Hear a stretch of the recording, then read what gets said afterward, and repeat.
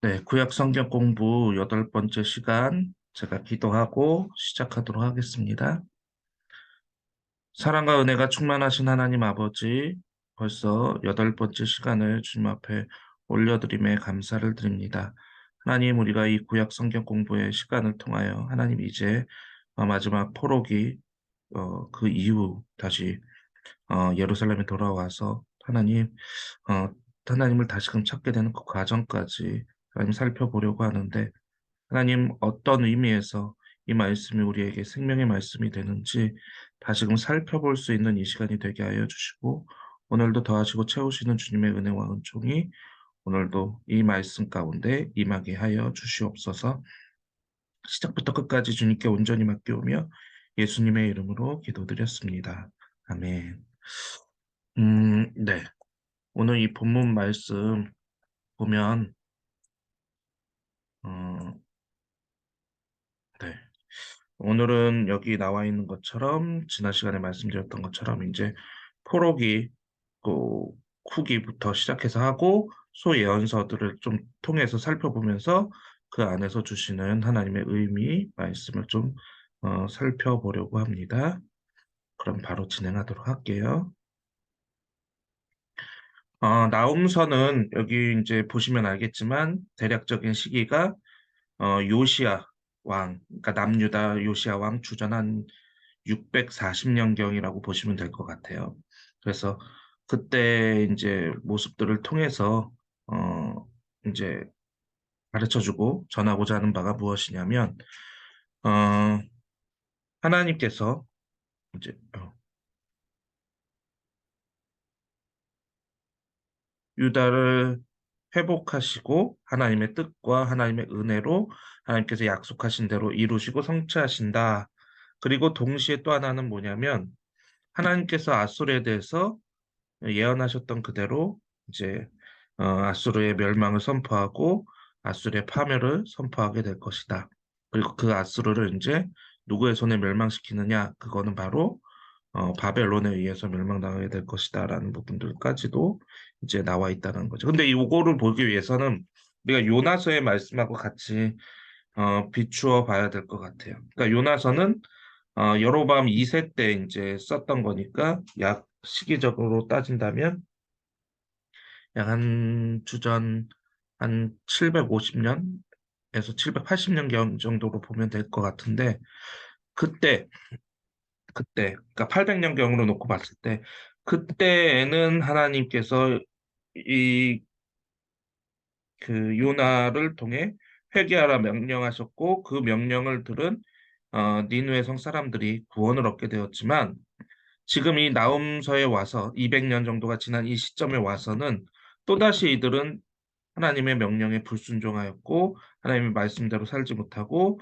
그리고 다른 민족들은 너무 처참하게 정복해 나가는 그런 부분들이 있었기 때문에 이제는 하나님께서 그들에게 기회를 빼앗으신 거죠. 그래서 이제 하나님께서 그들을 심판하실 수밖에 없는 상황에 이르게 되었고 그리고 결국은 니느웨가 멸망하게 되는데 왜냐하면 하나님께서 좋은 그 힘과 능력으로 많은 영토를 확보하게 하시고 또한 여러 가지 기회를 주셨는데 그들은 너무 잔악하게 다른 민족들을 이제 멸망시키고 그리고 폭력적인 행동들을 해서 오히려 하나님의 뜻을 거두어 갔기 때문에 그런 부분 안에서 우상 숭배로 가득했던 그들이 결국은 200년의 그 전에 요나 선지자의 통해서 회개했던 그 모습을 다시금 보여주지 못했기 때문에 결국 니누의 성은 멸망당할 수밖에 없었다라는 것. 그리고 스바냐 역시도 어느 시기냐라고 했을 때 비슷한 것 같아요. 나움과 스바냐의 사역은 비슷하죠. 근데 어, 나움이 이제 그 아수르의 멸망에 대해서 예언했다라고 한다면 스바냐는 이제 유다의 멸망에 대해서 이야기할 수밖에 없겠죠. 그리고 알려듣다시피 이러한 예언들이 계속해서 선포되었었기 때문에 어쩌면 요시아는 더 이제 종교 개혁에 대한 부분들 하나님 앞에 간절히 나아가는 부분들이 있었고 하나님께서 그래서 요시아 시대에는 유다의 멸망을 오지 않게끔 너는 멸망을 보지 않고 죽을 것이다라고 말할 만큼 어쩌면 더 열정적으로 요시아가 하나님 앞에 매달렸을지도 몰라요. 그런데 결국 그렇다라고 해서 멸망을 막을 수는 없었죠. 이미 쌓아왔던 죄는 이미 찰랑찰랑 넘치기 직전의 모습까지 오고 있었다라는 거죠. 그래서 유다의 징계에 대한 예언, 주님이 심판하실 날이 분명히 임하게 될 것이고, 이 심판은 단순히 유다만의 징계로서 끝나는 게 아니라 전 우주적인 심판으로 이어지게 될 것이고, 하나님의 진노가 얼마나 크고 그 무서운지에 대해서 똑똑히 이제 보여주게 될 것이다. 그리고 멸망은 하지만, 그러나 하나님께서 그냥 유다를 내버려 두시는 것이 아니라, 다시금 하나님께서 약속하신 그날의 회복이, 다시금 구원받는 자들이 하나님께서 은혜를 베풀어 주실 것이다. 그래서 우리가 이제 스바냐서 하면 기억나는 말씀 있죠? 어, 스바냐 3장 17절 말씀인가요? 네. 그거 제가 읽어드릴게요. 들어보세요. 너희 하나님 여호와가 너희 가운데 계시니 그는 구원을 베푸실 전능자이시라. 그가 너로 말미암아 기쁨을 이기지 못하시며 너를 잠잠히 사랑하시며 너로 말미암아 즐거이 부르며 기뻐하시리라 하리라. 하나님께서 지금 불순종한 이 유다 그리고 그 주변의 나라들을 다 심판하신다라고 말씀하시는데 블레셋, 모압, 암몬, 구스, 아수르에 이기까지. 근데 사실 이 심판을 선포하시는 이유는 뭘까요? 정말 멸망하게 될 거니까 미리 알려주시는 걸 의미하는 게 아니라 기회를 아직까지 주신다라는 거죠. 아직까지도 회개하면 용서받을 수 있다. 그러니까 하나님의 이 심판에 대한 이야기는 그 심판의 말씀은 아직도 기회가 있다라는 거예요. 회개하라라는 거죠. 하나님께로 다시금 돌아오고 너희가 잘못했다라는 걸 인정하고 하나님 앞에 납작 엎드려라. 그러면 된다. 그러면 살 수 있다. 라는 부분에 대해서 이야기를 하지만 그러나 중요한 건 뭐예요? 들어도 돌아오면 구원을 받지만 들어도 돌아오지 않으면 구원을 얻을 수 없다라는 거죠. 하나님의 말씀은 늘 우리 앞에 놓여 있어요. 그게 심판의 말씀이 될 수도 있고 경고의 말씀이 될 수도 있는데 그 말씀, 그 경고의 말씀을 듣고 돌아오면 그게 은혜의 말씀으로 바뀌게 되는 거고 그게 그 말씀을 듣고 그대로 있으면 그 말씀은 무너지는 말씀이 되는 거죠. 말 그대로 심판으로 임하게 될 테니까요. 그러니까 주의 말씀을 듣고 어떤 판단을 내고 어떤 결정을 내리느냐는 정말 중요한 부분인 것 같아요. 그리고 특히나 그러한 가운데서 하나님이 그렇다라고 해서 모든 걸 다 멸망시키시고 그냥 가만히 내버려 두시냐? 아이고 잘 됐다. 니네 말대로 너희가 그대로 하지 않았으니까 그대로 된 거야라고 하면서 가만히 내버려 두시냐? 절대로 그렇지 않으시다라는 거죠. 다시금 구원을 베풀어 주시고 다시금 그들에게 은혜를 베풀어 주시고 그래서 아까 조금 전에 읽어드렸던 스바냐 3장 17절 말씀처럼 잠잠히 사랑하신다라는 거예요. 그러니까 하나님의 사랑은 너무도 크고 놀라운 거예요. 우리가 잘못했다, 죄된 길로 들어갔다, 그랬다 할지라도 버리지 않으시고 어떻게든 다시금 회복시켜 주시고 원래의 자리로 오게 하여 주시고 하나님의 은혜와 구원을 경험하게끔 해주신다라는 거죠. 그러니까 그것이 우리에게 큰 은혜라는 사실을 스바냐 선지자는 바로 이야기하고 있는 거예요. 하나님의 은혜는 우리를 그냥 내버려 두고 우리를 죄 가운데 내버려 두시고 심판하시고 거기에 있는 게 아니라 그럼에도 불구하고 다시금 살려주시고 그럼에도 불구하고 다시금 은혜를 베풀어 주시고 그럼에도 불구하고 다시금 하나님의 자녀로 사랑하여 주신다라는 데 있다라는 걸 보여주고 있는 거죠. 그러니까 스바냐 선지자가 이 스바냐서의 말씀을 통해서 말하고자 하는 바는 바로 그거예요. 하나님은 너희를 언제든 사랑하신다. 그러니까 매를 맞고 돌아오지 말고 빨리 돌아오면 제일 좋고 안 되더라도 매를 치시더라도 그래도 하나님은 너희를 사랑하시기 때문에 은혜와 구원을 베풀어 주신다. 이게 이제 스바냐서의 가장 핵심적인 부분이라고 할 수 있겠죠. 하박국서도 마찬가지일 것 같아요. 하박국은 사실 좀 화가 나 있는 상태로 하나님 앞에 기도하거든요. 그러니까 하나님의 앞에 화났던 이유 중에 하나가 뭐냐면 어, 이유는 간단해요. 왜냐하면 하나님께서 뭐라고 말씀하셨냐면 자기들보다 더 악한 이 바벨론이라는 나라를 통해서 이 유다를 멸망시키겠다라고 하니까 하나님, 우리가 진 거는 사실 알고 있어요. 우리의 죄가 크다는 것도 알고 있어요. 그런데 어떻게 우리를 심판하시는 데 있어서 우리보다 더 악하고 더 잔인하고 더 하나님 앞에 불순종한 이들을 통해서 우리를 치십니까? 이건 맞지 않잖아요. 라고 해서 하나님 앞에 질문을 던지는 거죠. 그래서 왜 하나님은 유다의 폭력에 대해서 방치하시느냐? 그래서 하나님이 이렇게 심판하신다라고 하니까 아니 하나님 어떻게 더 우리보다 더 악한 이들을 통해 심판하십니까? 그거에 대해서 질문을 하게 되는데 그 질문을 기도를 통해서 하다가 문득 깨닫게 되는 부분이 뭐냐면 아, 하나님께서 그래도 우리를 사랑하시는구나. 아, 하나님께서 우리를 멸망시키시고 끝내시고 더 이상 아무것도 아닌 존재로 돌리시려는 게 아니라 우리를 다시금 하나님의 자녀로 받아들이시기 위해, 다시금 하나님의 자녀로 회복시키시기 위해 우리에게 이러한 모든 것들을 이루어 가시는구나.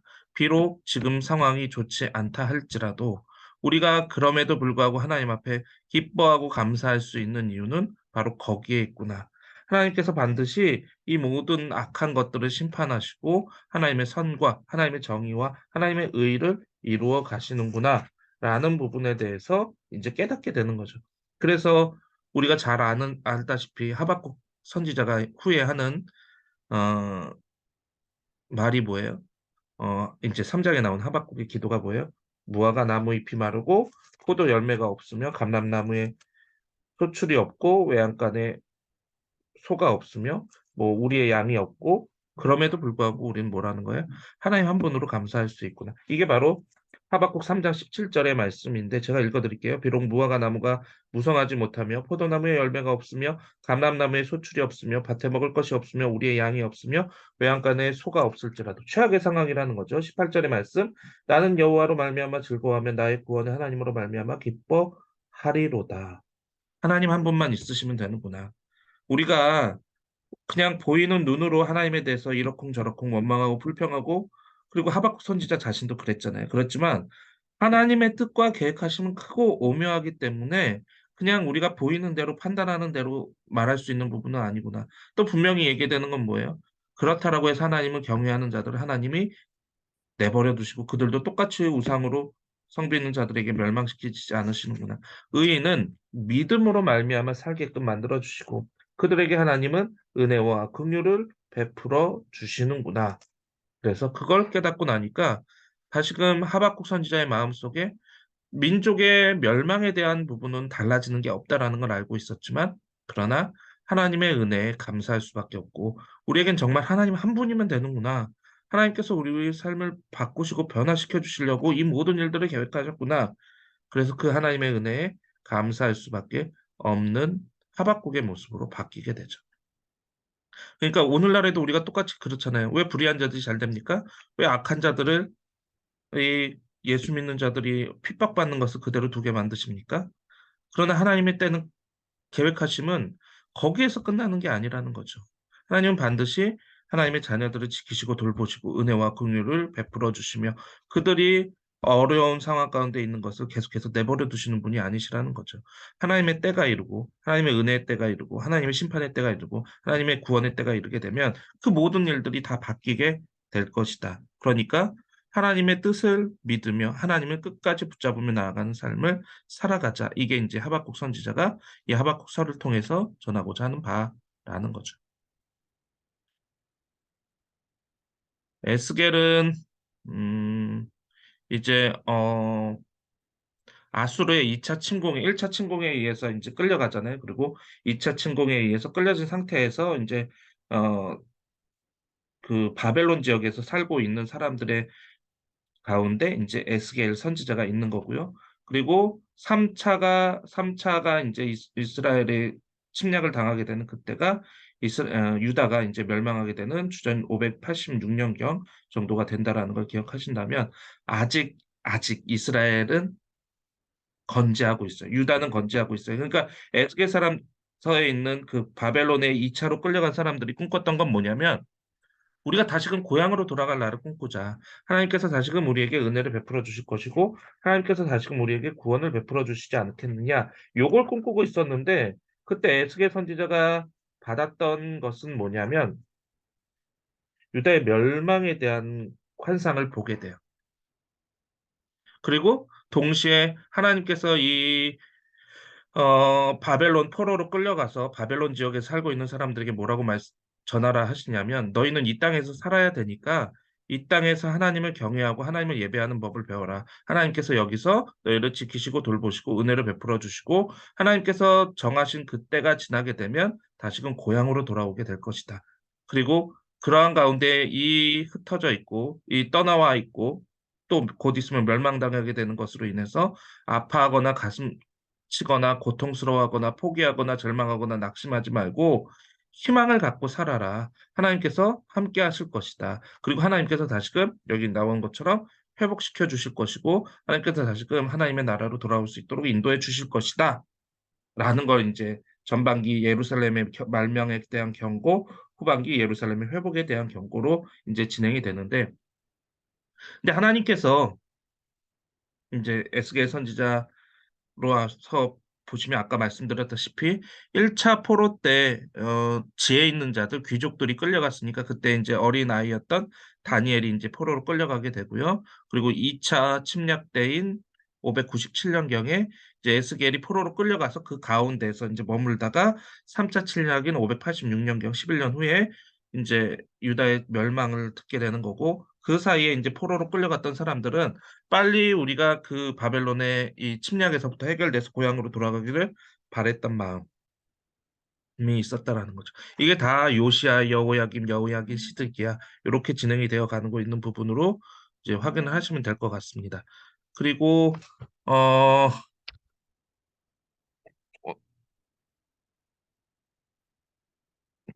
오늘 말씀 속에서 보면 이제 에스겔 선지자 그리고 다니엘도 이제 조금 이따 이야기를 하겠지만 에스겔 선지자가 경험하게 되는 것 중에 하나가 뭐냐면 하나님의 은혜 가운데 왜 이 유다가 멸망당할 수밖에 없었고 그리고 이 포로로 끌려온 사람들이 그러면 무엇에 기대어 하나님의 은혜와 긍휼을 다시금 기다리면서 다시금 회복의 길로 나아갈 수 있을지에 대한 이야기들을 그런 것들을 좀 살펴보아야 될 것 같아요.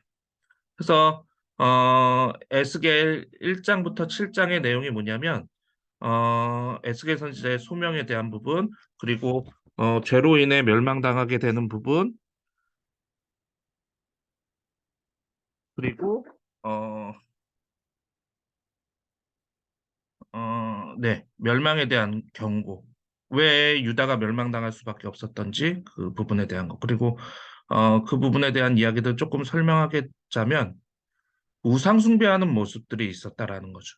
그게 이 우상 숭배라는 것에 대해서 우리가 좀 생각해야 되는 게 뭐냐면 어, 우리가 우상 숭배라고 하면 그냥 일반적으로 생각하는 바는 뭐냐면 하나님을 버리고 다른 신을 섬기는 거라고 생각을 하는데 사실 하나님께서 여기서 말하는 우상 숭배에 대한 이야기로 말씀드리는 건 뭐냐면 겉으로는 하나님을 믿어요. 겉으로는 하나님을 잘 경배해요. 겉으로는 하나님의 말씀대로 사는 것 같아요. 겉으로는 하나님의 뜻을 구하면서 살아가는 것 같아요. 겉으로는 왕이고요. 겉으로는 귀족이고요. 겉으로는 장로고요. 겉으로는 제사장이에요. 그런데 속으로는 그렇지 않았다라는 거죠. 은밀한 곳에서 음행을 저지르고 있고, 은밀한 곳에서 우상을 숭배하고 있고, 은밀한 곳에서 하나님이 하지 말라고 했던 악한 행동들을 하고 있었다라는 거죠. 그게 단순히 이스라엘 백성들만의 문제는 아니었어요. 이스라엘 귀족들만의 문제는 아니었어요. 이스라엘 제사장들만의 문제는 아니었어요. 왕도 그랬고, 모두가 다 그랬다라는 거예요. 그러니까 하나님께서 어떻게 그들의 제사를 받으실 수 있고 하나님께서 어떻게 그들에게 하나님의 율례와 법도를 아무렇지도 않게 계속해서 전해주고 그들에게 복을 주실 수 있으시겠느냐라는 거죠. 그러니까 부정해진 성전의 모습, 부정하고 타락해진 사람들의 모습들로 인해서 더 이상 예루살렘은 예루살렘 성전으로서의 역할과 기능을 하지 못했던 거예요. 그리고 그들 안에서 거짓된 모습들도 있었던 거고요. 그러니까 이들이 하나님에 대해서 몰랐다? 아니요. 하나님에 대해서는 알았지만 우상을 동시에 숭배하고 있는 그러니까 하나님 한 분만 경배했던 것이 아니라 다신론으로 가고 있었던 거죠. 그리고 그런 부분들에 있어서 거짓된 모습, 가증한 모습들을 하나님은 견디실 수가 없던 거예요. 그래서 무슨 환상을 보여주시냐면 하나님의 영광이 성전을 떠나는 모습을 보여주시는 거예요. 그러니까 하나님의 영광이 하나님의 임재가 더 이상 성전에 임하지 않는데 성전이 성전으로서의 역할을 하겠느냐라는 거죠. 오늘날의 이야기로 바꿔 이야기하자면 교회가 교회로서의 역할을 하지 못해요. 교회가 하나님의 영광을 나타내지 못해요. 그럼 하나님께서 그곳에서 좌정하고 계시며 하나님의 은혜의 말씀을 계속해서 거기서 선포하고 우리에게 은혜를 베풀어 주시겠느냐라는 거죠. 떠난다는 거예요. 어쩌면 그걸 상징적으로 하나님께서는 에스겔 선지자를 통해서 보여주시면서 이 예루살렘이 이 유다가 멸망할 수밖에 없는 근본적인 원인을 보여주신다는 거죠. 하나님이 약하시기 때문이 아니에요. 하나님이 무능하시기 때문이 아니에요. 하나님이 힘이 없으시기 때문이 아니에요. 하나님은 변함없으시고 하나님은 여전히 자비와 은혜와 긍휼과 힘이 충만하신 분인데 문제는 사람에게 있었다라는 거죠. 그런데 사람들은 뭐예요? 자신들의 죄를 탓하는 게 아니라 하나님을 탓하고 하나님을 원망하고 하나님께 불평하고 낙담하고 절망하고 좌절한다라는 거죠.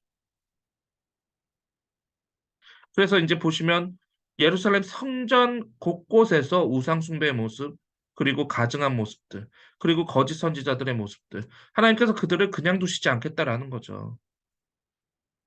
마치 사람들의 입맛에만 맞춰서 자기네들이 사람들에게 좋은 예언만 하고, 그래서 예레미야 같은 경우는 누구 때문에 고생했어요? 하나님의 선지자 때문에 그랬잖아요. 거짓 선지자 때문에 고생했잖아요. 예루살렘의 멸망에 대해서 예레미야는 계속해서 선포하면서 자기가 뭐죠? 이렇게 호박까지 치면서 뭐죠? 그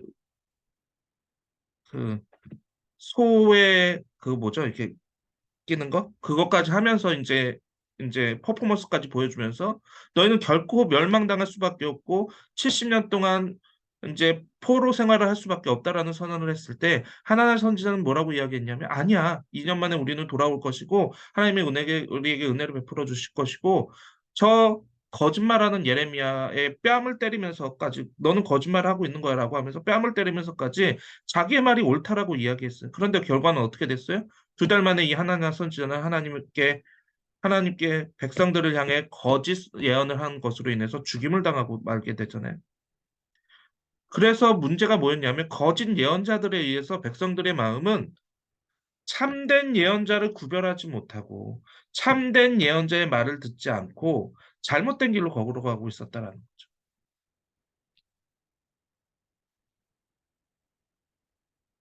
그래서 16장에는 뭐라고 표현하고 있냐면 부정한 아내 같은 예루살렘, 16장 35절은 이스라엘이 배은망덕했다. 하나님의 은혜를 저버렸다.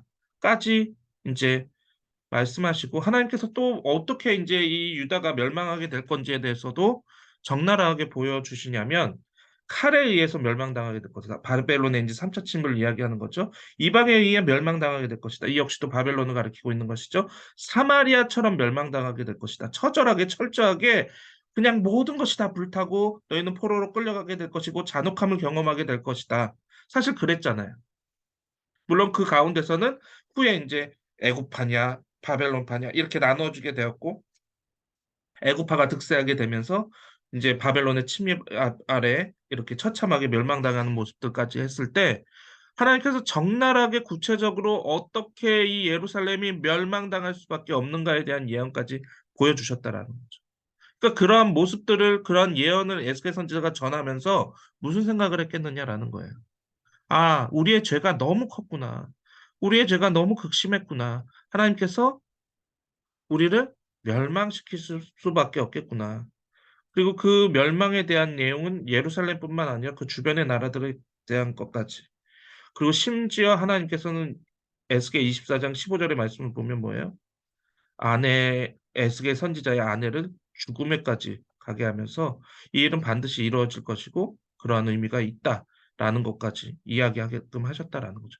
그런데 하나님께서는 참 감사한 게 그게 뭐냐면 예레미야도 그 예언을 했잖아요. 이제 실제로 바벨론에 의해서 멸망당했을 때 그 다음부터 예레미야 선지자가 했던 건 뭐냐면 하나님께서 우리를 회복시키실 것이다.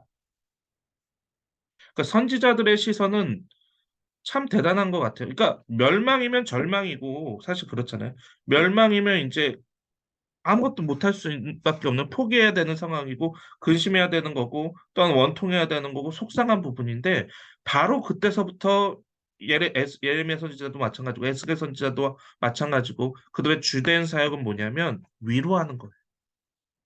위로하는 거. 그건 이사야 40장 이후에서도 나오게 되죠.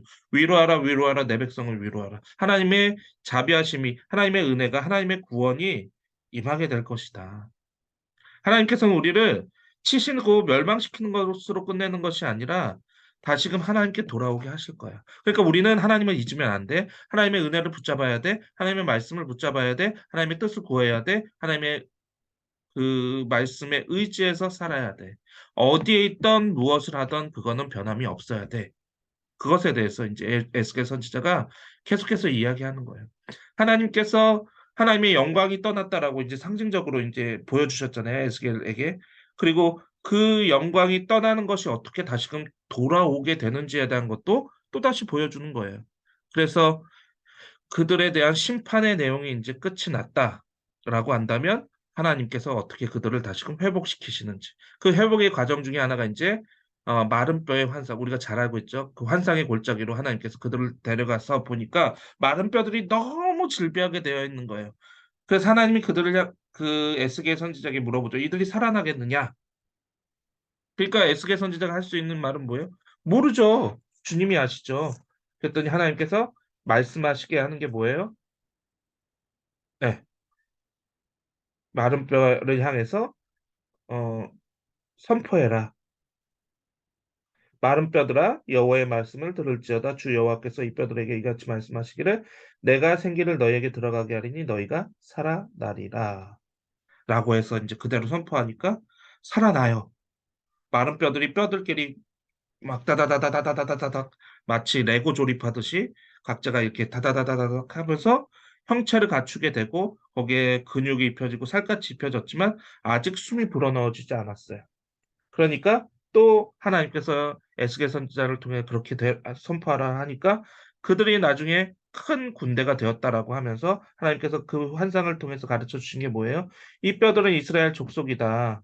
그들 스스로가 우리는 말라버렸고 뼈처럼 말라버렸고 우리에게 소망이 없다 하지만 그러나 내가 그들에게 이러한 영광을 되찾도록 알려주겠다. 이 일을 내가 이룰 것이다. 그리고 이렇게 되도록 너는 전해라. 그러니까 희망을 가져라. 하나님께서 살려주시고 구원해 주실 것이다. 그리고 하나님께서 새로운 성전을 만들어 주시고 그 성전에 하나님께서 다시금 하나님의 영광을 글로 데리고 가시고 그리고 새로운 성전과 새로운 제사장의 규례 그리고 하나님의 은혜의 생수를 거기에서 다시금 회복시켜 주시고 그 성전을 통해 생수의 강물이 흘러나오고 그 생수의 강물을 통해 죽었던 것들이 다시금 살아나게 되는 환상을 보여주시면서 하나님께서 유다를 내버려 두신 것이 아니라 하나님께서 그들을 멸망하고 흩어버리고 끝내신 것이 아니라 다시금 그들을 위해 새로운 새 예루살렘과 그리고 하나님의 은혜와 하나님의 긍휼을 베풀어 주실 것이다라는 것을 보여주고 계신다라는 거죠. 그래서 마지막에 이제 에스겔 선지자가 마지막으로 했던 이야기가 뭐예요? 여호와 삼마. 여호와 삼마라는 말의 의미가 잠시만요. 어, 하나님이 거기에 계실 것이다. 그러니까 여호와 삼마라는 말이 임마누엘이라는 말하고 같은 의미인 거죠. 하나님께서 우리와 함께 하실 것이다. 그런 의미잖아요. 임마누엘이. 그러니까 여호와 삼마. 바로 그 땅에 회복시켜 주시고 다시금 오게 될 때 하나님의 영광이 바로 그곳에 임하게 될 것이다. 라고 이제 예언을 하면서 이제 끝이 나게 되면서 멸망당했다라고 포기할 것이 아니라 우리가 이 흩어진 땅에서 어떻게 하나님의 자녀다운 삶을 살아갈 것인가 그것에 대해서 고민하게끔 하면서 하나님이 베푸실 은혜와 구원을 기다리며 희망을 갖고 나아가라라는 게 이제 에스겔서의 이야기가 되는 거죠. 다니엘에 대한 내용을 살펴보게 되면 1차 이제 전쟁에 패해서 이제 포로로 끌려가게 되는 부분이잖아요. 그러니까 포로로 끌려간 이스라엘 사람들을 그 유다 사람들은 이제 특히나 귀족의 자제들 가운데 이제 우리도 알다시피 이제 다니엘서 읽어보시면 알겠지만 다니엘과 다니엘의 세 친구들이 있잖아요. 그러니까 이 세 친구들이 어떻게 그 낯선 땅, 낯선 곳에서 하나님의 자녀다운 삶을 살아가고 있는지 본이 되는 모습을 보여주고 있다라는 거고. 그리고 이제 하반기 부분은 뭐냐면 다니엘을 통해 하나님이 주시는 예언의 말씀을 통해서 하나님께서 이들을 어떻게 구원하여 주시고 다시금 귀환시켜 주실 것인가에 대한 예언의 말씀으로 이제 크게 구별이 되는 것을 살펴보게 됩니다. 다니엘 선지자가 주로 활동했던 것은 이제 어렸을 때 이제 바벨론의 포로로 끌려갔으니까 느부갓네살, 벨사살, 고레스. 그래서 새 시대가 바뀌게 되는 그 상황 가운데에서 다니엘이 활약하고 있는 것을 볼 수 있게 되고요. 예, 바벨론의 제국의 모습은 지난 시간에 지도로 보여드렸고, 어, 이야기를 조금 더 하자라고 한다면, 다니엘은 이제 아까 이제 기본적인 이야기를 드렸지만, 다니엘은 어, 어린 나이에 끌려갔어요. 어린 나이에 나라의 멸망을 보기도 했고, 망국의 상황에서 이제 포로로 끌려가게 됐는데, 바벨론의 포로 정책에 대해서 지난 시간에 제가 말씀드렸던 것 같은데, 바벨론의 포로 정책은 뭐냐면 이주시켜버리는 거였고요. 그리고 또 하나의 포로 정책은 뭐였냐면 어렸을 때부터 똑똑한 애들, 포로로 끌려온 똑똑한 애들을 가르쳐서 그들을 자신의 귀족들로 삼아버리는 거예요. 물론 고위 귀족은 아니겠지만 귀족으로 삼아버려서 그들로 충성심을 가지고 있으면 똑똑한 사람들이 충성심을 가지고 바벨론에 충성을 하면 그들이 결코 반란을 일으키지 못할 것이다라고 생각했던 게 그들의 포로 정책 중에 하나였고 그러한 일환으로 어, 유다 족속 그리고 거기서 이제 다니엘과 다니엘의 세 친구들이 이제 컨택이 되었던 거고 그들만 컨택되었던 것이 아니라 다른 민족들 가운데서도 똑똑하다라고 여겨지는 귀족의 자제들이 똑같이 경쟁적으로 이제 그 환관장들에 의해서 교육을 받고 양육을 받으며 바벨론의 통치 문화 시스템 등을 배워가게끔 만들어 놨던 상황이에요. 그런데 그 가운데 다니엘과 세 친구들이 결심했던 게 뭐예요? 다니엘서 1장에도 나오게 되지만 그들의 음식 문화를 지키겠다. 하나님을 경외하지 못해서 멸망당했던 그들의 조상들, 선조들, 어른들의 모습과는 다르게 이들은 하나님의 말씀대로 먹을 수 있는 음식은 먹고 먹지 말라고 말씀하시는 음식들은 먹지 않겠다. 그것이 우리가 보기에 고급진 뭐 생선이니 뭐 이렇게 고기류니 뭐 여러 가지 포도주니 뭐 이런 것들이 된다 할지라도 먹지 않겠다. 그런데 왜 이런 선포를 하게 되냐면 음식 문제에 대한 이야기가 매우 맨 처음 나오게 되냐면 그 당시에 바벨론 왕도 마찬가지고 바벨론의 귀족들도 마찬가지고 이렇게 양육되어지는 아이들에게 제공되었던 게 뭐냐면 그날마다 제사에 드렸던 음식들, 다시 말해 바벨론이 섬기는 신들에게 드려졌던 음식들이 그들의 주된 음식이 되었던 거거든요. 그러니까 정상적으로 사실 뭐 채소나 이런 것들은 제사나 뭐 이런 데 올리지 않으니까 그 야채를 먹겠다라고 했던 게 채식주의자로 가겠다 그런 걸 의미했던 게 아니라 우상 숭배했던 음식들을 먹지 않겠다라는 걸 의미하는 거거든요. 그래서 나의 겉의 모습도 나의 속도 하나님의 말씀으로 정결하게 하겠다. 이게 바로 첫 번째 그들이 결심하고 결단했던 부분들이에요.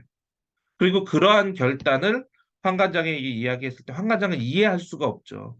왜냐하면 서로 경쟁이 되어야 되는 부분 안에 환관장들도 마찬가지로 경쟁이 되었었거든요. 그래서 일주일 동안의 상황을 봐달라라고 이제 다니엘이 요청했던 것이고 실제로 그들이 채소만 먹었을 때 제사에 올려지지 않은 음식들만 먹었을 때 그들의 얼굴빛이나 여러 가지 상황들이 오히려 좋았던 것을 보니까 환관장이 허락을 해줬던 부분들 그런 부분들이 나오게 되고 그리고 우상 숭배하는 부분들 또 나오게 되잖아요. 그래서 뭐그 동상인가요? 어,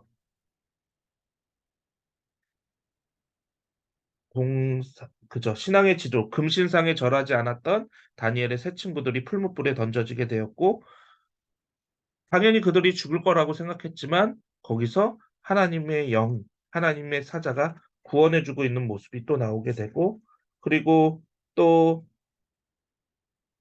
어, 어디 있죠? 다리오 왕 때에는 이제, 어, 기도하는 그 모습들, 그렇게 하지 말라라고 이제, 어, 30일 동안 왕 위에 어떤 신에게나 무엇을 구하며 사자굴에 던지겠다라는 이야기를 했을 때에도 다니엘이 신앙의 지조를 계속해서 지켜가면서 사자굴에 던져졌지만 죽지 않고 살아나는 모습들을 통해서 포로 생활로 끌려가서 살아가야 되는 입장이지만, 거기서 하나님 신앙을 지키고 살아가는 것이 쉽지는 않지만, 하나님의 신앙을 지키고 살아가는 자들에게 하나님께서는 지혜와 명철과 능력과 힘을 더하여 주시고, 그들의 이름을 높여주시고, 그들을 형통케 하시고, 그들에게 살 길을 열어주시는 모습들을 통해서, 어쩌면 이거는 뭐, 조금 더 생각해 봐야 되는 부분들이겠지만, 이야기처럼, 혹은 옛날 이야기처럼, 혹은 뭐, 지혜가 되는, 은혜가 되는 말처럼 사람들에게 계속해서 이 이야기들을 전해주는 거죠. 야, 다니엘을 봐. 야, 다니엘의 새 친구들을 봐. 그들은 그런 상황에서도 신앙을 지켰다? 우리도 이러해야 되지 않겠어? 이렇게, 이렇게 말이죠. 그리고 그러한 모습들 가운데 지혜로운 그들의 모습들을 통해서 특히나 이제 다니엘이 환상을 보게 되고 그 환상을 통해 하나님의 온전하신 뜻, 우리를 계속해서 포로의 모습으로 두는 게 아니라 다시금 귀환하게 되고 하나님의 자녀로 돌아오게 되고 하나님께서 그것을 위해서 또 힘을 쓰실 것이다 라는 것을 깨달았을 때 어, 어디죠? 잠깐만요. 제가 하나 읽어드리고 싶었던 성경 구절이 있는데, 예. 12장 2절로 3절의 말씀을 보면 이렇게 이제 예언하고 있죠. 땅의 티끌 가운데에서 자는 자 중에서 많은 사람이 깨어나 영생을 받는 자도 있겠고 수치를 당하여 영원히 부끄러움을 당할 자도 있을 것이며 지혜 있는 자는 공창의 빛과 같이 빛날 것이요 많은 사람을 옳은 대로 돌아오게 한 자는 별과 같이 영원토록 빛나리라. 이 이야기를 통해서 이제 뭘 이야기하는 거예요? 영원한 수치를 당할 것이냐, 영생을 받을 것이냐, 선택하라라는 거죠. 어떤 선택을 해야 하나님이 기뻐하시겠고, 하나님이 구원을 베풀어 주시겠고, 하나님께서 지혜로운 자라 말씀하시겠느냐, 포로로 끌려가서 그곳에서 타협하고 살아가는 게 최선이겠느냐, 아니면 포로로 끌려가서 살아가고 있지만 우리가 하나님의 자녀라는 정체성을 잊어버리지 않고 살아가는 것이 옳겠느냐. 어쩌면 이 이야기는 오늘 이 땅을 살아가고 있는 우리에게도 마찬가지일 것 같아요. 어떻게 해야 우리가 부끄러움을 당한 자가 될 것이고, 어떻게 해야 우리는 영생을 받는 자가 될 것이며, 어떻게 해야 하나님이 우리를 지혜로운 자로 말씀하시겠느냐. 그것에 대해서도 우리가 결정을 해야 되는 부분들이겠죠. 여기까지가 이제 포로 시기라고 생각을 하시면 될 것 같고요. 에스라 같은 경우는 이제, 어, 예, 이게 겹쳐졌네요. 요 이야기들 했고요. 뭐, 이거는 뭐 성경 읽어보시면 다니엘에 대한 부분들은 아실 테니까 이렇게 넘어가면 될 것 같고요. 에스라서에 대한 이야기, 에스더 그리고 느헤미야까지 이제 같이 한 번에 세 번을 살펴보자고 한다면 이제 에스라는 초기 이제 수르바벨의 1차 고레스의 칙령에 의해서 538년 바벨론이 멸망당하고 바사왕 고레스가 이제 칙령을 내리게 되는데 그 칙령에 의해서 이제 성전 건축할 마음을 가지고 이스라엘 사람들이 다시금 귀환을 하게 되는 536년경에 이제 1차 귀환의 모습이 이제 에스라서에 담겨 있는 거고요. 그리고 그 사이의 이야기가 크세스 우리가 잘 알고 있는 영화 300의 주인공 아하수에로 왕 그 이야기가 이제 에스더서의 전체적인 배경의 이야기 그리고 거기서 유다 사람들 특히 모르드게 유다의 이제 에스더의 모습을 통해서 그 포로된 상황 속에서도 하나님의 자녀다운 삶을 살았던 이야기 그게 이제 불임절에 관련된 이야기 그리고 주전 458년경에 이제 에스라를 통해서 2차 귀환에 대한 이야기. 이게 이제 에스라서랑 같이 연결되는 부분이죠. 그리고 여기서부터 455년경 그 13년 뒤에 이제 느헤미야가 3차 귀환하게 되는 이야기까지 이제 연결되어서 이야기가 이제 진행이 되는 거죠. 그래서 에스라의 내용은 과거의 그 1차 귀환의 내용들, 그리고 2차 귀환 자신이 이제 귀환하게 되는 이야기, 그리고 귀환하고 나서 이제 예배를 회복시켜 나가는 부분들, 그런 것들이 이제, 그래서 1차 귀환과 성전의 재건이 이제 전반부의 이야기라고 한다면 후반부의 이야기는 2차 귀환과 이제 제사에 대한 회복 부분들이, 이제 나오게 된다라는 걸, 확인할 수 있을 겁니다. 그래서 보면 두 파트로 나눠져 있고 과거의 이야기, 현재의 이야기로 나눠져 있다라는 걸 기억하시면 될 것 같고요. 바사는 페르시아를 의미하는 거고요. 어, 539년에 이제 바벨론을 점령하고 이제 고레스가 칙령을 내리게 되면서 고레스의 페르시아 바사의 이제 식민지 정책은 뭐냐면 유화 정책이에요. 그러니까 잘해주는 거죠. 야, 너네 고생했어. 그러니까 너희 고향으로 돌아가도 되고, 너희 민족들이 살아도 되고, 여러 가지 반란만 일으키지 않는다면, 너희가 원래적인 문화와 활동과 여러 가지 것들을 하고 살아갔던 것들 다 해도 돼. 이게 이제 페르시아의 정책이었던 거죠. 그래서 여기 이제 다시 정리해서 설명을 하자면 아수르는 혼합 정책을 해서 민족과 민족을 섞으면서 반란을 방지했고 바벨론 같은 경우는 이주 정책을 통해서 민족과 민족을 이주시키고 그중에서 똑똑한 아이들은 아예 어렸을 때부터 키워 바벨론의 고위 관리로서 키워내면서 반란 자체를 하지 않게끔 하는 정책이었고 바사의 정책은 그나마 유화 정책이라서 너희가 살던 대로 돌아가도 되고 너희가 여기 머물고 싶으면 머물러도 되고 너희의 문화 지켜도 되고 다만 반란만 저지르지 마. 그 외의 모든 것들은 너희가 하고 싶은 대로 해도 돼. 라고 유화 정책을 오히려 썼다라는 거고 그런 의미에서 볼 때 에스라 같은 경우는 이제 에스라가 아니죠. 이제 고레스의 조서를 통해서 536년경에 이들이 다시금 고향으로 돌아가도 된다라는 것을 가지고 고향으로 돌아왔어요. 그때 돌아왔던 사람들이 수룹바벨과 예수아에 대한 거고 그들이 돌아왔는데 문제는 뭐냐면 바벨론의 포로 정책이 문제가 생겼어요. 그게 뭐냐면 민족과 민족을 이동시켜서 섞어버렸다라고 하는 거잖아요. 그러니까 이들이 바벨론을 간 만큼의 누군가가 이 예루살렘 지역에 와서 살고 있었다라는 거죠. 그리고 이들이 다시금 돌아왔을 때 그들 역시도 고향으로 돌아갈 수 있는 기회가 있었지만 돌아가지 않고 그 땅에 살아남은 사람들, 그 땅에 계속해서 살고 있는 사람들에 의해서 성전을 재건하는 것들이 방해가 되는 거예요. 그들이 조서를 올리거나 여러 가지 상황들로 인해서 방해를 하게 되고 우리도 왜 이런 성전 재건의 역사에 우리는 참여시키지 않느냐 이러면서 이제 방해를 하는 모습들이 이제 나오게 되는 거죠. 어떤 면에서 보면 그들은 암몬 사람이라고 말하기도 하고 또 모압 사람이라고도 말하기도 하고 또 다른 어 사람이라고도 말하고 하는 그런 사람들이 나오게 되는 이유 중에 하나가 바로 그런 거예요. 그러니까 철저하게 민족주의적인 색채를 이제 띠게 되는 거죠. 너희는 우리 민족이 아니니까 우리가 짓는 이 성전의 역사에 참여할 수 없어. 그러니까 여기 살고 있던 사람들은 니네가 뭔데 여기 와가지고 어? 70년 전에 과거의 모습들을 회복시키려고 하는 거 우리에게 위협이 되는 거 아니야? 이거 자체가 이제 왕에게 다시금 조서를 올려서 방해하게끔 되는 요소가 되었던 거고 그 방해 요소 때문에 14년간 공사가 중단되었다가 다리오 왕의 조서를 통해서 학자 선지자 학계와 스가랴에 의해서 다시금 이러한 환상들이 이제 다시금 주어지게 되고 여러 가지 역할들을 하게 되면서 그 뒤에 부분에 나오게 되겠죠.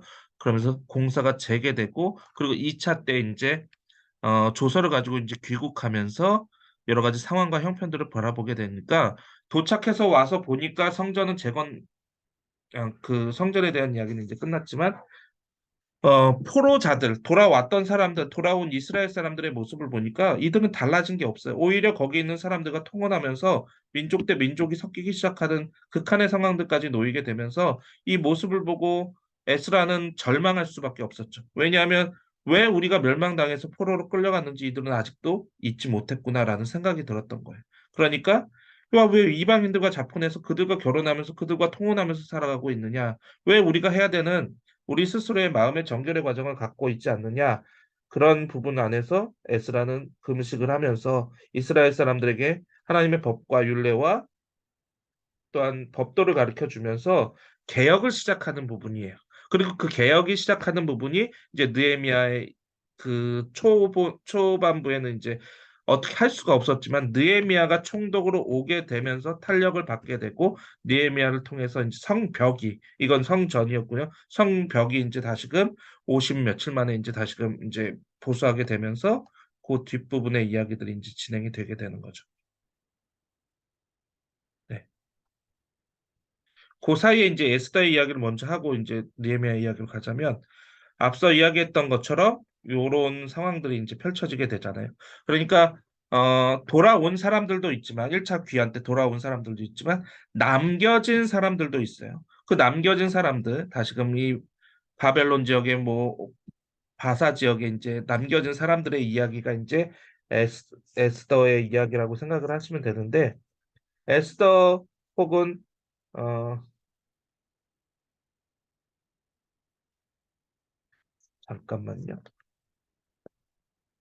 에스더의 이야기를 살펴보게 되면 어 이제 강력한 왕권을 나타내고 있던 아하수에로가 이제 왕위를 폐위하게 되고 새로운 왕비로서 이제 에스더를 맞이하게 되는 내용. 그리고 모르드게가 어 저기 어디죠? 저기 어, 오늘은 여러모로 도움이 되지가 않네요. 잠시만요. 네. 어, 예, 다시 가면 그런 에스더의 즉위에 대한 이야기 그리고 반란을 맡게 되면서 어, 페르시아의 이제 그 왕, 아하수에로 왕의 죽음을 이제 맡게 되는 이야기까지가 이제 진행이 되는 게 전반부의 이야기라면 하나님께서 이제 살리기 위한 여러 가지 길을 일단 만들어 놓으시고 이 하만이라는 사람이 어, 아말렉 족속이에요. 그러니까 아말렉 족속에 대한 근원을 또 살펴봐야 되면 아말렉 족속은 제가 이제 출애굽기 이야기할 때 모세 이야기할 때 이제 잠깐 드렸던 이야기 그리고 사울 왕 이스라엘의 초대 왕인 사울 왕 이야기할 때 말씀드렸던 것 같은데 이스라엘이 가나안 땅을 나가려 할 때 이제 말미에 떨어진 후미에 떨어진 노인 약자들을 이제 침략해서 그들에게서 물건을 빼앗고 했던 민족이 아말렉 족속이고요. 그래서 하나님께서 대대로 아말렉과 전투해서 싸우고 그들을 멸절시키겠다고 말씀하시고 약속하셨고요. 그리고 사울 왕 때에 이르러서는 그게 어떻게 진행이 되냐면 하나님께서 사무엘을 통해서 아말렉 족속을 치라고 말씀을 하세요. 그래서 아말렉의 왕을 죽이라고 이야기를 하는데 아말렉의 왕을 죽이지 않죠. 그리고 좋은 것들을 남겨놨죠. 그래서 왜 그랬습니까? 라고 하니까 이제 원래는 욕심이에요. 근데 그래서 그것에 대해서 회개를 했어야 되는데 사울왕이 이야기했던 게 뭐냐면 하나님께 제사 드리기 위해서 남겨놨습니다라고 얘기했던 거. 그게 이제 사무엘상 15장의 이야기인데 그래서 사무엘이 이야기하죠. 순종이 제사보다 낫고 수당의 기름보다 주의 말씀을 청종하는 게 더 낫다라고 이야기를 하는 부분이 나오는데 문제는 그때 죽였던 왕, 아말렉의 왕의 후손이 하만이었던 거예요. 그러니까 그 하만에게 있어서 유대인들은 적이에요. 근데 지금 총리는 하만이에요. 그러니까 유대인에 대한 이야기를 이제 모르드게가 자신에게 절하지 않고 자신을 무시한다라는 생각이 들었을 때 이건 모르드게만의 문제가 아니라 이 유대인 자체에 대한 문제라고 생각을 하게 되었던 거고 하만이 유대인 자체를 멸절시켜 버려야 되겠다, 죽여버려야 되겠다라고 생각을 하게 되는 거예요. 그러니까 하만이 왜 이런 마음을 품게 됐는지에 대한 근본적인 원인이 바로 그런 과정이 역사적인 과정이 있었다라는 거죠. 그래서 하만이 이제 그 유대인들을 학살할 음모를 계획을 세우고 있을 때 이제 그 유명한 이야기를 이제 모르드게가 이제 에스더에게 하는 거죠. 너 지금 여기서 너만 살겠다고 하면 너는 살지 모르지만 그런 하나님께서 너가 아닌 다른 통로를 통해서 우리를 또 구원해 주실 거야. 이때를 위해서 하나님께서 너를 부르신 줄 누가 알겠니? 라고 이제 에스더에게 이야기할 때 에스더가 그러면 원래대로라면 왕이 부르지 않을 때 자기가 나가는 것은 죽을 수도 있는 상황이지만 죽으면 죽으리라는 각오를 가지고 나도 금식을 하고 나아갈 테니까 나를 위해 기도해 주십시오라고 해서 이 하만에 의해서 유대인의 학살의 음모가 진행되지 않도록 막아내는 역할을 하게 되고 결국은 하만이 저주의 나무에 달리게 되고 하만이 계획했던 유대인의 학살의 날에 오히려 유대인들이 원수들인 하만과 그의 일족과 그의 가족들을 진멸시키면서 승리하는 날이 되면서 그 날을 불임절로 지키게 되었다라는 게 이제 에스더의 이야기면서 동시에 동시에 하나님께서 이제 돌아온 당신의 자녀들도 지키고 계시지만 그 흩어져 있는 디아스포라라고 이야기하는데 전 세계로 흩어져 있는 그 유다인들도 하나님을 끝까지 경외하고 지키는 자들에게 은혜와 긍휼을 베풀어 주신다라는 것을 이 에스더의 내용을 통해서 전해주고 있는 거죠. 그래서 에스더의 이야기까지 끝이 나게 되고요.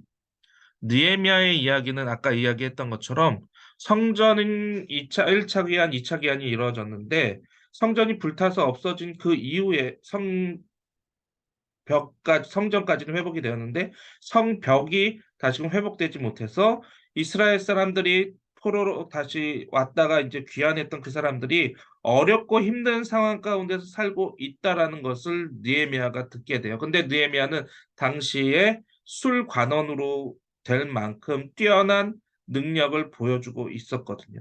당시 왕의 아닥사스다 왕의 이제 그 술관원으로 했으니까 정치적인 것을 논할 만큼, 그러니까 우리가 술관원이면 단순히 술 따라주는 사람이라고만 생각이 되는데 그런 게 아니라 술을 따라주면서 정치적인 판세나 여러 가지 세계의 흐름, 여러 가지 상황들을 왕에게 조언해 줄 수 있는 사람을 말하는 거예요. 그러니까 이거는 낮은 직책이 아니라 고위 직책이었던 거죠. 그러니까 느헤미야가 이 자리까지 나아갈 수 있었던 건데 그 높은 자리에서 그가 생각했던 건 뭐냐면 고통당하고 어려움을 당하고 있는 자신의 민족들을 생각하며 울 수밖에 없었다라는 거예요. 그리고 기도하면서 느헤미야가 왕에게 요청을 하죠. 내 고향으로 돌아가서 무너진 그 성벽을 수축하고 돌아올 수 있게끔 도와주십시오. 그것을 왕이 허락해 줘서 이제 3차 귀환이 이루어지게 되는 게 주전 445년이 되는 거고요. 돌아와서 상황들을 보니까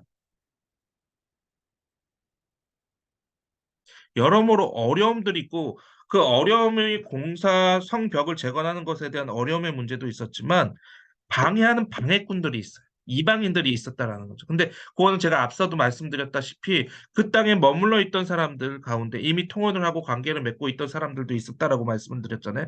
그러면서 혼혈족이 됐던 사람들에게도 이 기회를 줬었어야 된다라고 그들은 요청했는데 아니라는 거죠. 너희는 혼혈족이고 너희는 이방인이고 너희는 여기랑 관련이 없으니까 너희는 여기서 나가야 돼라고 하니까 이들이 이곳에서 나갈 이유가 없잖아요. 그리고 이들이 성벽을 짓는 것을 좋아할 리가 없겠죠. 그러니까 성벽을 준공하는 것에 대해서 방해를 할 수밖에 없었고 그 방해 가운데서 느헤미야가 어떻게 기도하면서 이 일들을 하나하나 실현해 나가는가를 보여주고 있는 게 이제 느헤미야의 전체적인 이야기라고 생각을 하시면 될 것 같고요. 그리고 마침내 그 일을 이제 완성을 해요. 그리고 난 다음에 성벽 완성이 이제 끝나고 나서 성전도 완성이 됐고 성벽도 완성이 됐고 나서 이제 회개와 신앙의 결단을 해야 되는 상황이 오게 됐는데 알다시피 느헤미야는 총독이지 말씀을 전하는 자는 아니었거든요.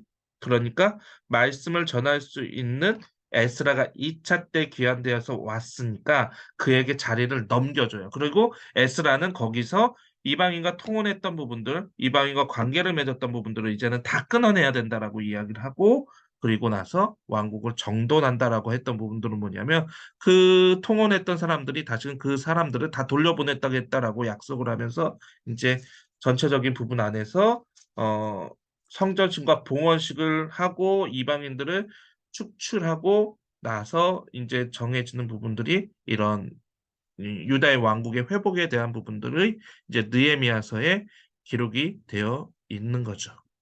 그래서 낙성식 여기 표현되어 있는 12장의 낙성식 그리고 성별과 청결의 과정까지 하면서 하나님께 온전한 예배를 드리고자 했던 부분들로 이제 진행이 되게 되어 이제는 여기 요 지도 다시 보셔야 되는데 에스라 시대의 학계 스가랴 그리고 느헤미야 시대 이제 말락인데 에스라서에 되어 있던 에스라서에 기록된 내용 전반부의 내용이라서 이건 이렇게 표현한 거고요.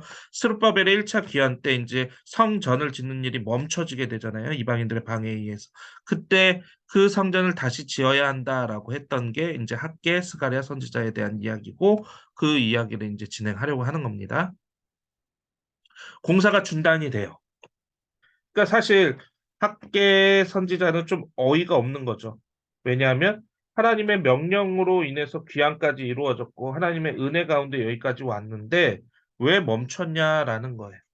그러니까 다시금 성전을 재건하고 이방인들의 방해를 두려워하지 말고 하나님께서 다시금 열정적으로 지었던 그 마음, 하나님을 사랑하는 그 마음, 18년 동안이나 멈춰졌던 이 성전 재건에 대한 부분들, 성전, 성벽 구별하셔야 돼요. 어쨌든 이 부분들이 다시금 어, 시작해야 되지 않겠냐. 그리고 그것에 대한 재건의 내용과 하나님께서 다시금 이 성전 재건하는 것을 바라고 계시고 하나님께서 그 성전이 완공되면 은혜와 축복을 너희에게 부어 주실 것이다. 지금은 너희는 돌아와서 힘든 상황, 고통스러운 상황 가운데 있지만 하나님께서 백성들을 돌보실 것이고 하나님의 영광이 그 가운데 임하게 될 것이다. 그러니까 너희의 살고 있는 곳만 이렇게 완벽하게 짓지 말고 저는 요 가운데 있는 성전의 내용이죠. 그림이죠. 그것을 내버려 두지 말고 다시금 회복시켜라.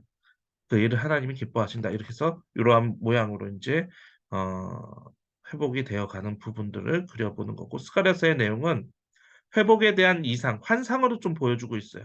그리고 어, 훈계를 통한 회복, 보수를 통한 회복, 징계를 통한 회복, 사절을 통한 회복 이런 식으로 이제 회복의 과정들을 이제 그려가고 있고요. 그리고 하나님께로 돌아오라. 왜 성전 명충과에 대해서 그냥 내버려 두고 있냐?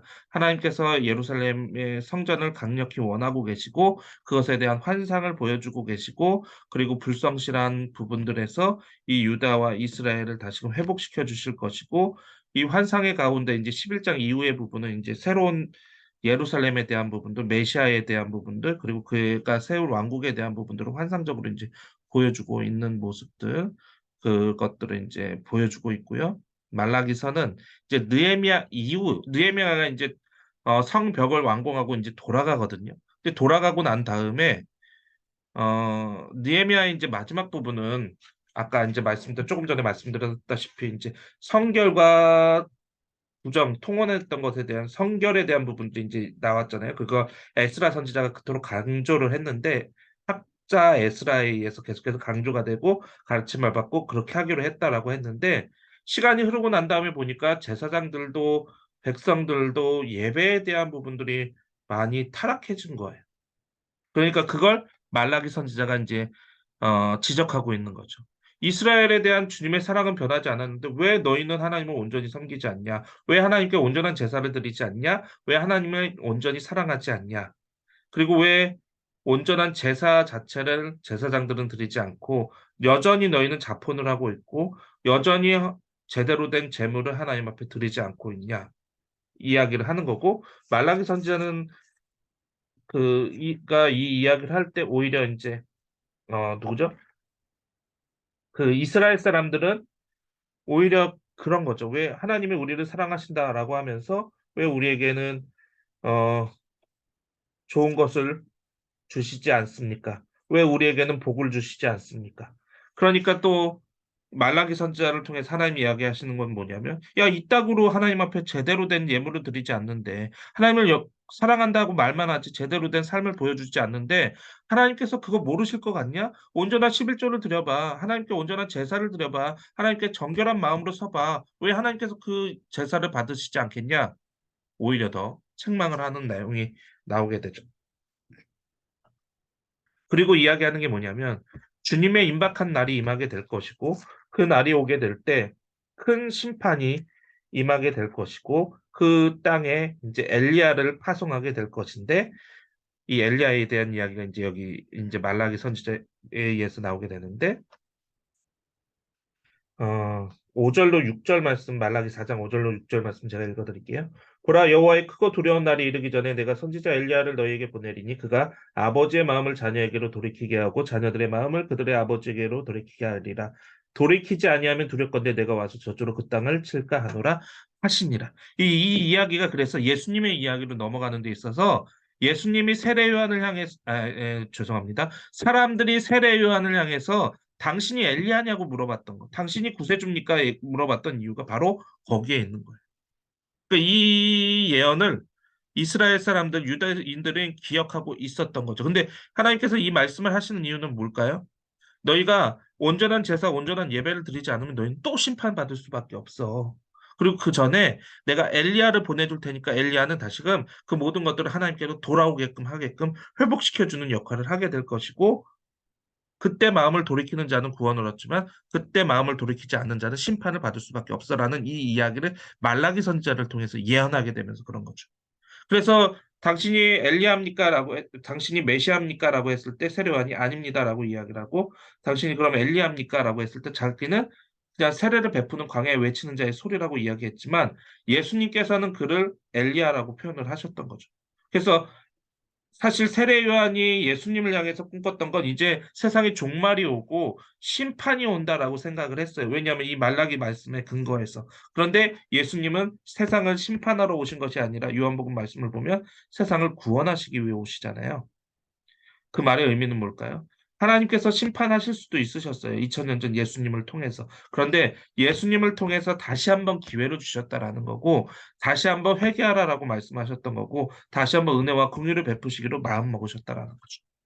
이게 인제 말라기의 말씀이 예수님의 신약 성경의 말씀하고 연결지어지는 부분이 바로 그러한 부분이 된다라는 것까지 기억하셨으면 좋을 것 같고요.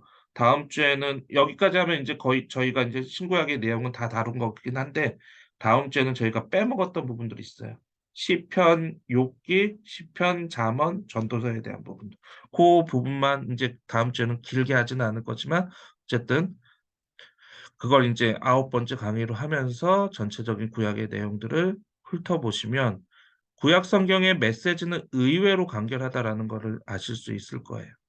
제가 계속해서 인제 첫 번째 강의부터 지금 여덟 번째 강의까지 그리고 다음 주에도 인제 이야기를 하겠지만 계속해서 하나님이 우리에게 요구하시는 건 딱 하나예요. 하나님의 말씀에 순종하는 것, 하나님의 자녀다운 삶을 살아가는 것. 네. 그리고 그에 맞게끔 순종하는 자들에게는 하나님께서 은혜를 베풀어 주시고 구원을 베풀어 주시고 불순종하는 자들에게는 그에 따른 심판이 임하게 된다라는 것을 변함없이 오늘도 이 말씀을 통해서 가르치고 있다라는 것은 어쩌면 이 구약 성경의 이 메시지 물론 여러 가지 흐름이나 여러 가지 상황들을 따라가는 부분들은 어렵지만 그래서 어렵다라고 다들 생각하시지만 구약 성경에서 의외로 하나님께서 우리에게 주시는 메시지는 짧고 간결해요.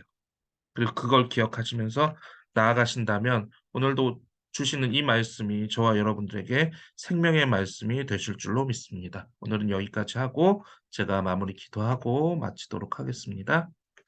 사랑과 은혜가 충만하신 하나님 아버지 여덟 번째 강의를 또한 잘 마칠 수 있도록 도와주심에 감사를 드립니다. 하나님 이 말씀이 우리에게 생명의 말씀이 되게 하여 주시고 이 말씀을 들으시는 우리 사랑하는 권사님, 집사님들이 하나님의 자녀다운 복된 삶을 살아가실 수 있도록 주의 말씀에 순종할 수 있는 자들이 되게 하여 주시옵소서. 주님께서 이제 이 여덟 번의 시간까지 잘 들을 수 있도록 인도하여 주심도 감사드리고 이제 한 시간 남았는데 하나님 그 남은 아홉 번째 강의 위에도 함께하여 주셔서 시작부터 끝까지 언제나 더하고 채워 주시고 인도하여 주시는 주님의 은혜가 충만히 임할 수 있도록 주여 역사하여 주시옵소서. 주님께 감사드리옵고 주님께만 영광 올려드리며 거룩하신 주 예수 그리스도의 이름으로 기도드렸습니다. 아멘. 감사합니다.